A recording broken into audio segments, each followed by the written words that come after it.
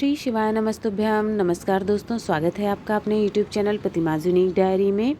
दोस्तों, पितृपक्ष का इस समय श्राद्ध पक्ष चल रहे हैं और आ गया है रविवार का दिन। ये उपाय इस वीडियो में आपको 2 उपाय बताने वाले हैं जो कि आपको पितृपक्ष के जो 16 दिन होते हैं आप किसी भी दिन कर सकते हैं। चाहे तो सभी दिन कर सकते हैं या जिस दिन आपको टाइम लगे उस दिन आप कर सकते हैं, लेकिन रविवार का दिन है। रविवार के दिन इन उपायों के विशेष महत्व होता है, ज़्यादा खास होता है। सूर्यदेव को भी प्रसन्न करने का उपाय होता है, इससे आपके पितर भी प्रसन्न होते हैं इन उपायों से। तो 2 उपाय बताएंगे, बहुत ही आसान से हैं, कहीं कुछ करने की ज़रूरत नहीं है। 2 उपाय में से जो उपाय सही लगता है वो उपाय आप करके ज़रूर देखिएगा, पितरों को प्रसन्न करने के लिए, पितृदोषों से मुक्ति के लिए। आ जाते हैं अपने सबसे पहले उपाय पर है। ये उपाय अगर आपको पितृदोष से मुक्ति चाहिए या फिर पितृदोष नहीं भी है, पितरों को आप प्रसन्न करना चाहते हैं कि आप पर उनकी कृपा दृष्टि बनी रहे, आपकी किस्मत चमकती रहे, घर में तरक्की उन्नति हो रही रहे, खुशहाली बनी रहे, रोग दोष से दूर रहें, तब आपको ये उपाय करना चाहिए। इसके लिए आपको लेना क्या होगा, सबसे पहले आप जब सुबह सुबह जब उठते हैं, जब स्नान करने आप जाएंगे तो आप जो अपनी एक बाल्टी पानी लीजिएगा और उसमें थोड़ा सा तिल डाल लीजिएगा। इस तरह से आपको स्नान करना है। तिल डाल के, गंगा जल भी आप डाल लें तो बहुत अच्छी बात है, पर तिल तो आपको डाल के स्नान चाहे तो रोज़ करें, चाहे तो जो रविवार पितृपक्ष में जो आएगा उस दिन आपको ज़रूर करना चाहिए। अब मान लीजिए अगर आप स्नान कर चुके हैं और तो फिर आपको क्या करना है, बाद में एक कटोरी में जो है थोड़ा सा जल ले लीजिएगा, उसमें काले तिल डाल लीजिए और उस पानी को जो है अपने ऊपर छिड़क लीजिएगा। वो भी स्नान के समान ही हो जाता है कि आपने काले तिल से स्नान किया हुआ है। ठीक है, इस बात का आपको ध्यान रखना है कि स्नान आप इस विधि से करें, चाहे तो रोजी से, इसका कोई भी नुकसान नहीं है, पितर आपसे प्रसन्न ही होते हैं इससे। अब आ जाते हैं उपाय पर बढ़ते हैं। आपको क्या लेना है, स्टील का एक लोटा लेना है, तांबे का मत लीजिएगा, स्टील का लीजिएगा। उसमें आपको जल भर लेना है और थोड़ा सा दूध डाल देना है। थोड़ा सा का मतलब है आधा कप दूध ले लीजिएगा, बस, ज़्यादा दूध नहीं चाहिए। इसीलिए आपको नहीं लेना है तांबे का लोटा, स्टील का लेना है। ठीक है, क्योंकि उसमें तांबे में जो है दूध नहीं डाला जाता है। उसके साथ साथ आपको एक चुटकी तिल भी उसमें डाल लेना है। 11 तिल के दाने ले लीजिएगा, नहीं हो सके काउंट कर सकते हैं तो 11 ले लीजिएगा, नहीं तो एक चुटकी है, ऐसा कोई बहुत तो काउंटिंग का वो नहीं है। साथ में थोड़ा सा गुड़ भी, एक टुकड़ा छोटा गुड़ का उसमें आपको डाल लेना है। चावल का 11 चावल के दाने आपको उसमें डाल लेने हैं उस जल के लोटे में, और साथ ही साथ जौ डालना है आपको, जौ अगर मिल जाए तो ये है, अगर आपको जौ मिल जाती है तो डालिएगा, नहीं तो जो जो सामान आपको आसानी से मिल जाता है वो डाल लीजिएगा। जैसे गुड़ हो गया है, तिल हो गया है, चावल है, ये तो आपको आराम से मिल जाएगा, दूध है, ये चारों चीज़ें तो आपको ज़रूर डाल देनी है उस लोटे में।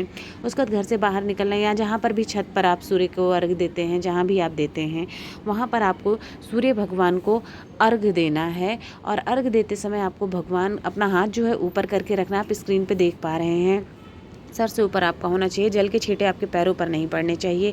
और आपको सूर्य देव के मंत्र बोलते हुए आपको वहाँ पर जल अर्घ दे देना है। ठीक है, सूर्य ओम या फिर ओम सूर्याय नमः, जो भी मंत्र आपको आता है वो बोलते रहना है।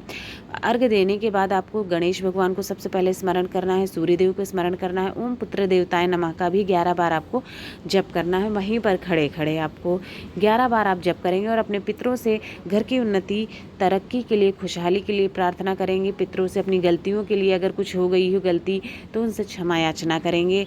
घर पे रोग, उनकी आशीर्वाद हमेशा बना रहे, इस तरह से आपको प्रार्थना करनी है। इस उपाय से क्या होता है, सूर्य भगवान भी प्रसन्न होते हैं, क्योंकि रविवार का दिन है तो गुड़ और तिल का बहुत महत्व होता है। रवि भगवान भी प्रसन्न होंगे, साथ ही साथ में पितरों का आशीर्वाद मिलता है। और जो बाकी के ग्रह दोष होते हैं आपके, ज़रूरी नहीं है केवल पितृदोष, ग्रह दोष है, जैसे कि आपका शनि दोष होता है, और भी मंगल दोष है, गुरु दोष है, जो भी ग्रह दोष होते हैं वो भी इस उपाय से शांत होते हैं। तो बहुत ही कारगर उपाय है, चाहे तो आप रोज़ करें, चाहे तो कभी कभी आप जिस दिन रविवार हो उस दिन आप ये उपाय कर सकते हैं। आ जाते हैं अपने दूसरे उपाय पर। दूसरा उपाय भी है घर की उन्नति और तरक्की के लिए, मनोकामना को अपनी पूर्ण कराने के लिए है, पितरों के आशीर्वाद पाने के लिए है। इससे आपकी मनोकामना भी पूर्ति होती है और धन का आगमन, कर्जे की समस्या से आपको राहत मिलती है, धन आगमन के रास्ते खुलते हैं। इस उपाय को करने से माता लक्ष्मी का प्रसन्न होती हैं। तो ये उपाय आपको करना है। इसके लिए लेना होगा आपको एक लोटा तांबे के लोटे में जल ले लीजिएगा। ठीक है। अपने घर से शुद्ध 1 लोटा जल ले लेना है। साथ ही साथ आपको लेने हैं काले तिल, 11 काले तिल ले लीजिएगा और वो अपने लोटे में आपको वो 11 काले तिल भी डाल लेने हैं। साथ ही साथ आपको क्या करना है, थोड़ा सा लेना है गुड़ के टुकड़े। अब गुड़ के टुकड़े आप हाथ में ही ले लीजिएगा, क्योंकि क्या है कि तांबे के लोटे में गुड़ भी नहीं डालते हैं, क्योंकि वो जहर बन जाता है, ऐसा मानते हैं। तो इसलिए जो है आपको तांबे के लोटे, अगर आपने तांबे का लोटा लिया हुआ है तो उसमें गुड़ मत डालिएगा, हाथ में रख लीजिएगा। और ये सारा सामान लेकर के आपको चले जाना है शिव मंदिर, शिवलिंग के पास में। वहाँ जब आप पहुँच जाएंगे तो आपको उत्तर दिशा की तरफ मुख करके खड़े हो जाना है और जो आपने 1 लोटा जल लिया है वो शिवलिंग के ऊपर आपको सुरेश्वर महादेव या फिर पितरेश्वर महादेव का नाम लेते हुए वो 1 लोटा जल आपको चढ़ाना है। ठीक है। आप 11 बार आपको, जब आपने जल चढ़ा दिया तो आपने जो गुड़ ले रखा है उस गुड़ को भी शिवलिंग के ऊपर चढ़ा दीजिएगा। महादेव का नाम लेते हुए श्री शिवाय नमस्तुभ्यम भी आप कह सकते हैं। इसके बाद आपका 11 बार आप चाहे सुरेश्वर महादेव का नाम लीजिए या फिर ओम पितरेश्वर महादेव का नाम लीजिए, आपको स्मरण करना है। ओम पितृ देवताय नमः 11 बार आपको जप करना है। फिर आपकी जो भी इच्छा और मनोकामना है, जो भी आप चाहते हैं कि धन का आगमन बना रहे, सुख समृद्धि आती रहे, घर की बरकत होती रहे, जो भी आपकी मनोकामना है वो आपको भोलेनाथ भगवान से कहनी है। इससे क्या होता है, भगवान भोलेनाथ तो आपको आशीर्वाद देते ही देते हैं, साथ ही आपकी इस उपाय से तिल और गुड़ के सूर्य भगवान भी प्रसन्न होते हैं और आपके पितृ भी प्रसन्न होते हैं, क्योंकि तिल तो चढ़ाया ही जाता है पितरों को। तो तीनों देवताओं की, तीनों लोगों की कृपा आपको प्राप्त होती है। दोस्तों, इस वीडियो में 2 उपाय बताए हैं, बहुत ही आसान सरल से उपाय है। आपको जो उपाय लगे आप कर सकते हैं। आप चाहें तो पूरे पितृपक्ष में और चाहे तो आपको जब समय मिलता है आप तब ये उपाय कर सकते हैं। अगर आपको वीडियो पसंद आया हो तो आप चैनल को लाइक, शेयर और सब्सक्राइब ज़रूर करें। आप सभी पर भगवान भोलेनाथ की कृपा सदैव बनी रहे, आपके पितरों का आशीर्वाद आपके घर पर हमेशा बना रहे।